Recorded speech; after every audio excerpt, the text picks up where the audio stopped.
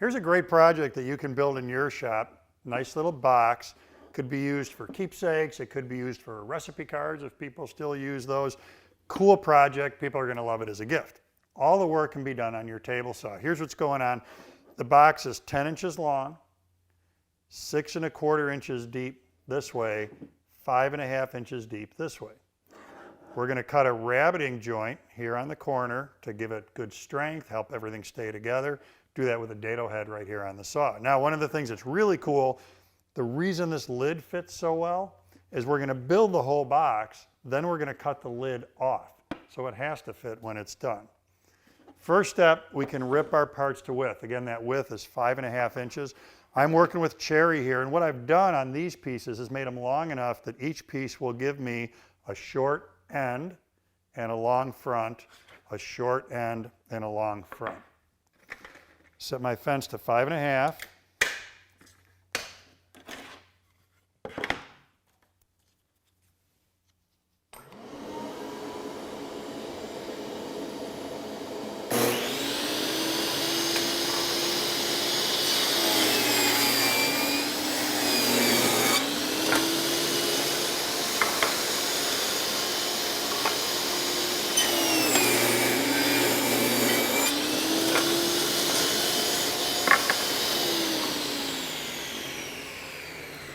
Next step is cross cutting, and I've got some pretty cool little tricks to show you there.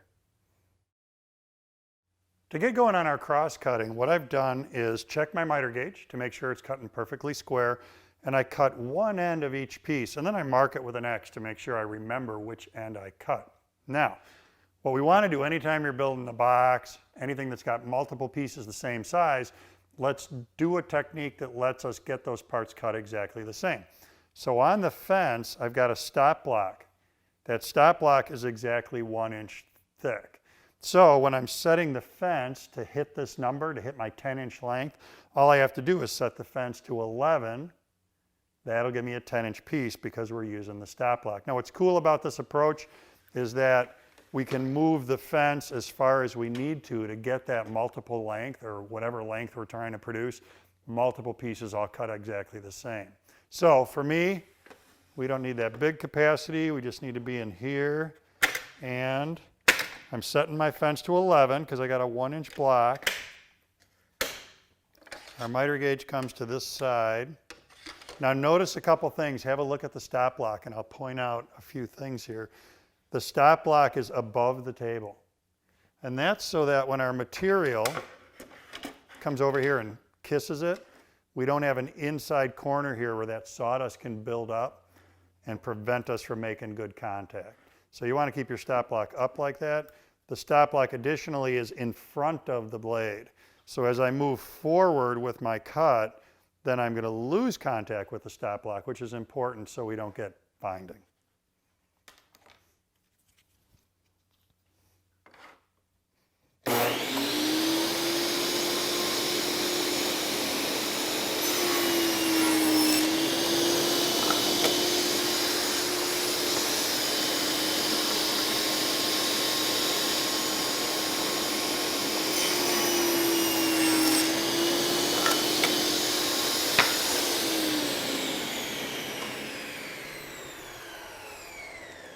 This approach works great for those pieces, but I want to show you a different approach for our shorter pieces. Miter gauge back over here.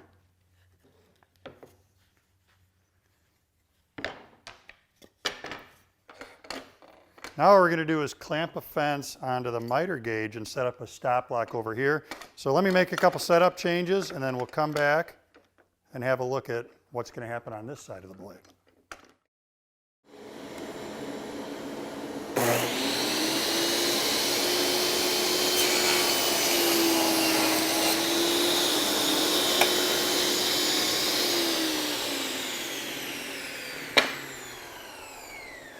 A little bit different approach here. I'm using a stop block still, but in this case what I did is I put an extension fence onto the miter gauge.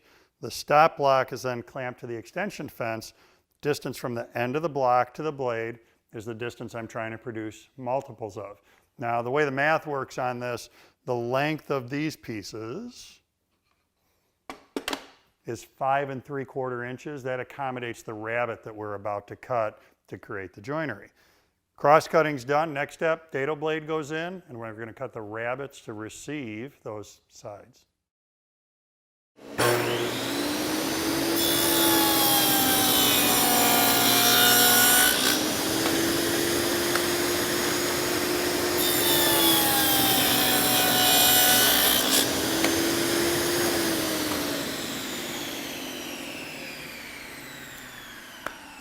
Rabbets are cut. Let's talk about how I got there from here. I've got a 3/4 inch dado head in the table saw, set to a height of 3/8 of an inch. The fence and a sacrificial fence are set so that the width of the rabbet is just a tiny bit more than the thickness of my side. This will get trimmed off after our glue up is done. That's the easiest way to make that happen. Next thing we need are grooves that will receive the top and the bottom of the box.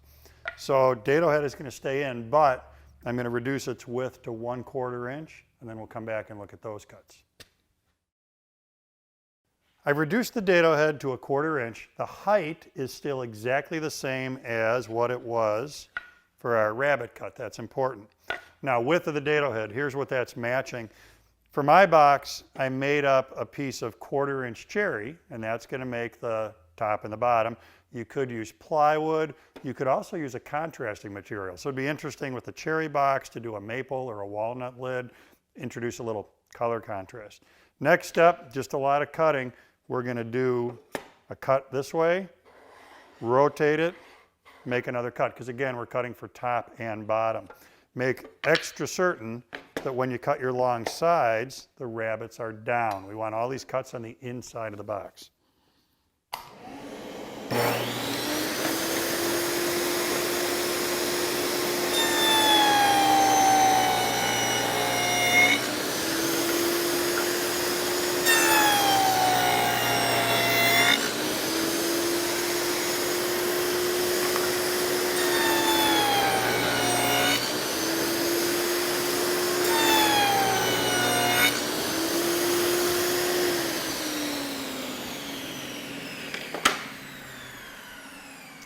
That takes care of feeling groovy. Next step, we're ready to cut those tops and bottoms to size and assemble the box. We're about ready to glue this baby together, but let's talk about a couple dimensions.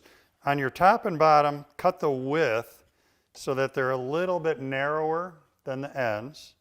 Cut the length so that we can fit inside the groove on that end, inside the groove on this end,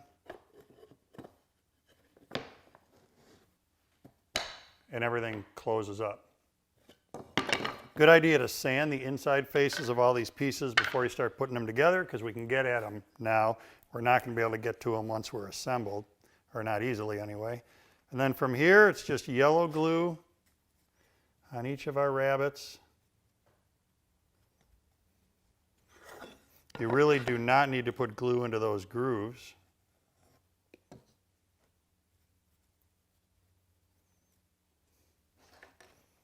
Don't forget to put the top and the bottom in, because it'll be really hard to do later.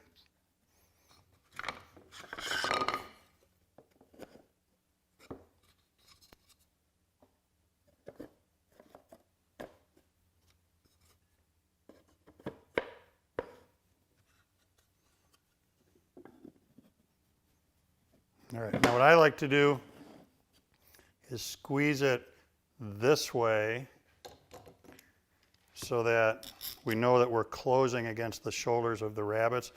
Doesn't take a lot of pressure for this. Once the glue is dry on your box, sand these ends flush. Remember that when we cut the rabbets, that end grain was sticking out just a little bit. Before we do the next step, we want those to be evened up. Next step is we cut the top off. And what's so cool about this approach is that because we're taking this top from this box, when we put them back together with hinges, they gotta line up. They can't not line up. On the table saw, what I've done is I've set the height of the blade so it's slightly higher than the thickness of my material. I've set the fence to 1.5 inches. That's the size of our lid, the height of our lid. If you want to change that 1.5 inch number, you certainly can. procedure. We're going to do an end cut, another end cut, then we're going to do the 2 long grain cuts. I do find it's easiest to make this happen if you stand the box up and do these cuts first, then go back and do the long cuts.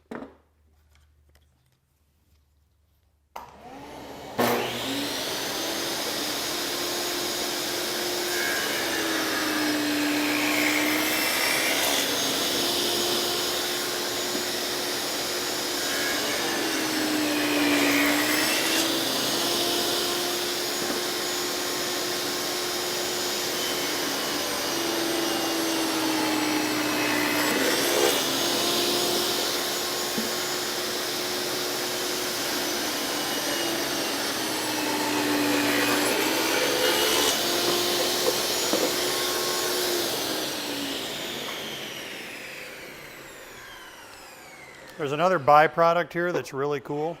In addition to automatically getting a perfect fit between our parts, if you look at the grain on the face and the side and the back and the other side, the grain lines up because we didn't use 2 separate pieces to make the bottom and the top.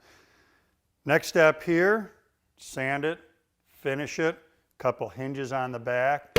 You're going to be set to go. Great little project, easy to make on your table saw in your shop. Great gift to have coming out of your shop.